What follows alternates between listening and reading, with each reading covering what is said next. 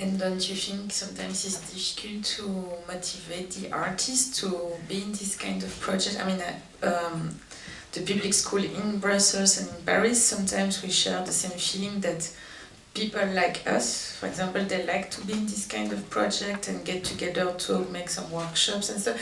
But the visual art is what they want, is a big show with big pieces, with a big opening, you know. And the artists at the end, they say to us sometimes, yeah, Sonia, it's great, but you know what we want is to have an exhibition. And they're not so interested in the model, you know, of sharing knowledge and making, you know, all these projects which are quite mainstream. No, it's not new, but sometimes there is a resistance to that, I feel. And when they do it, then after they are happy, but to get them into it, sometimes it's really like, don't forget, you behave like a teacher, you're already a curator, it's already an authority, and now you play the teacher, you know, and we have to go back to school, it's called a class, stuff like that.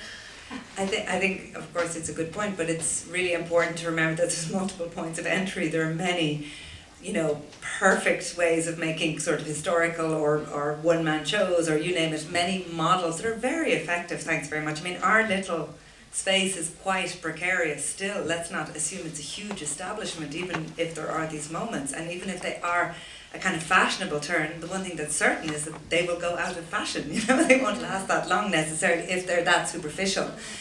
But I mean, all I can say is that for something like para-education, that was Sarah Pearce who initiated that project with me, who's an artist who felt that this was a medium that she wanted to explore. And this is absolutely not appropriate for many artists, as it is not for many audiences or curators, and that's absolutely fine. You know, vive la différence, you know, there is, but the point is to have a kind of integrity and depth about what that inquiry is, if it's necessary, or if one wants to do it.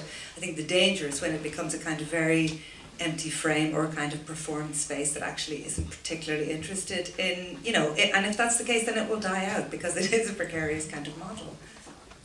Yeah, just one thing. I think we should take care of not reducing the educational whatever to a school or an education system. I mean, I just wanted to say about artists. I mean, in fact, talking with some of them, I realized that, you know, one of them told me like 2 days ago, you know, this thing about doing whatever you call it. I mean, it can be interesting because I feel I can propose something different, and I can maybe, me as an artist, propose what could happen in an art center. And it's true that, you know, I feel that it can be an opportunity to get closer to artists.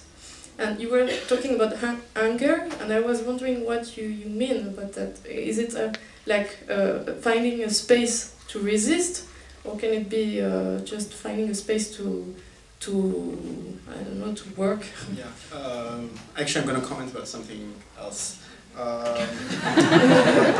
Just want your time of speech. Yeah. The issue, I think, is not criticality. This is not the problem. It's not that there is a critical platform. It's the way it's framed. It's the way it's fetishized. I'm sorry to say that, is the way that it's assumed that it is an antithesis to the spectacular, which I do not believe is true, because it is engaged in some form of dissemination, some form of exchange, and some form of movement of capital, whether it's intellectual capital, cultural capital, or symbolic capital. So that's very important, and that's also very important because I think the basis, and maybe I can work in this point about anger. My point, I mean, the text is a bit more complex. It's not just that the artist is angry. That's definitely not it.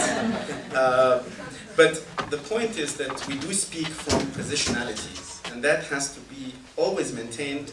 We have to always be aware of it. We have to always be aware of what positions we speak from, and that also differentiates, I think, our relation to each other. So that I just want to emphasize that. But I'd like to ask a question to Binna, exactly, because the initiative of having an artist, or let's say our piece, for example, the para-education, you also had at Casco a hidden curriculum with Annette Kraus. The artist is actually in the audience. Well, actually, I have to say that it was done with the former director, Emily Papick, as you can see that, yeah.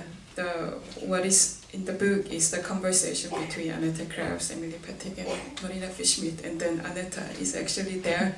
And this project is not, it's maybe a little bit different from curatorial initiative. This is the project by artists who are interested in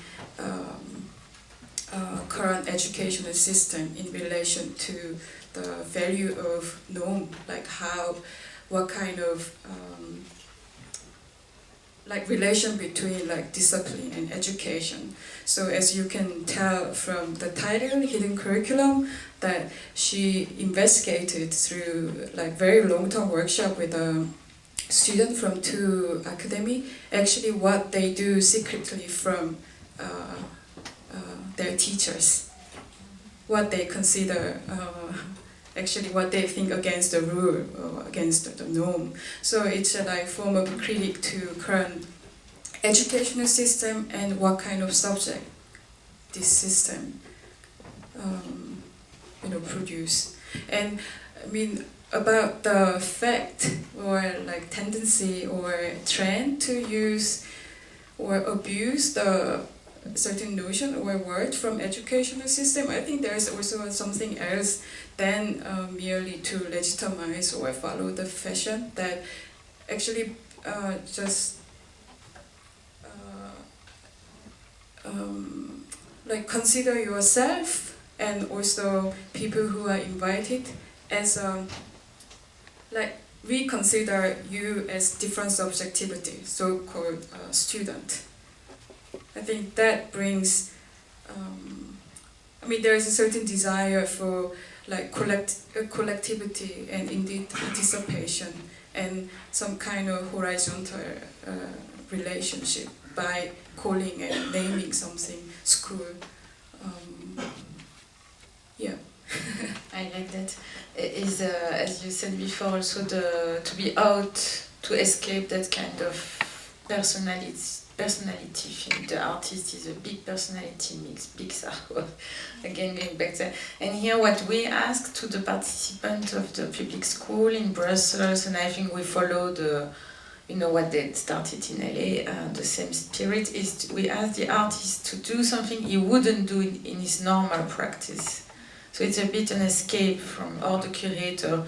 We don't want to have an artist talk, we don't ask for a new piece by an artist, but they have to find something diagonal from their usual practice, and after it can become an artwork again or a talk. You never escape the format, you don't do something on Mars or something, you cannot invent something maybe, but maybe the freedom is there as well, and is what I like in what you say.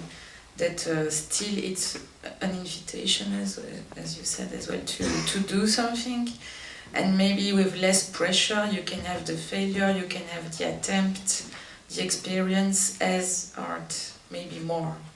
That you don't have to finish a piece for the opening and things like that, and it doesn't have to look seamless. I like that article maybe of Jan Verwoerd when he speaks about that.